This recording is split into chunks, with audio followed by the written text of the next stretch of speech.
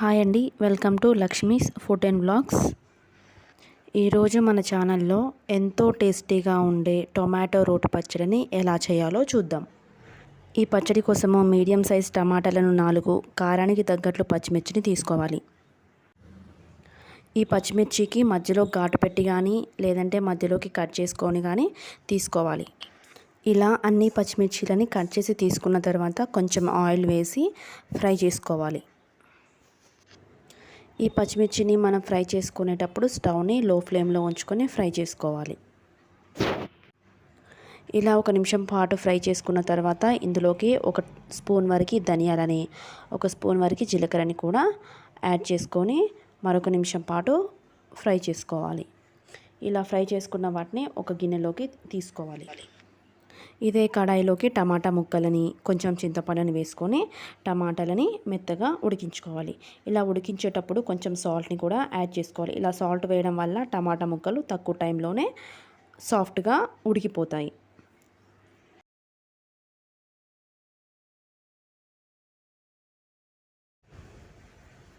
టమాటా ముక్కలు సాఫ్ట్గా ఉడికిన తర్వాత ఇందులో కొంచెము పుదీనాని కూడా తీసుకుంటున్నాను. టేస్ట్ చాలా బాగుంటుందండి. ఇప్పుడు స్టవ్ ఆఫ్ చేసేసి వీటిని చల్లారబెట్టుకుందాము. ఇవి చల్లారేలోపు కొంచెము పల్లీలను కూడా ఫ్రై చేసుకుందాము. ఈ టమాటా చట్నీలోకి పల్లీలు కానీ నువ్వులు కానీ చాలా బాగుంటుంది, కానీ ఇప్పుడైతే నేను పల్లీలని తీసుకుంటున్నాను.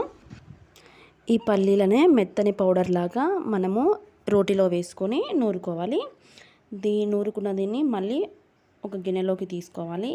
ఇందులోకి ఎల్లిపాయలను కూడా తీసుకోవాలి. ఒక 4-5 ఎల్లిపాయలను తీసుకొని చట్నీలలోకి ఎల్లిపాయల టేస్ట్ చాలా బాగుంటుంది.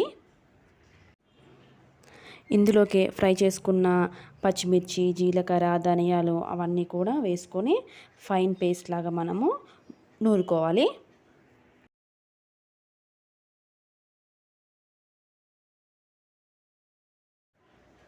ఇక్కడ ఈ పచ్చిమిర్చి పేస్ట్లో నుంచి కొంచెం నేను పక్కకు తీసి ఉంచుకుంటున్నాను.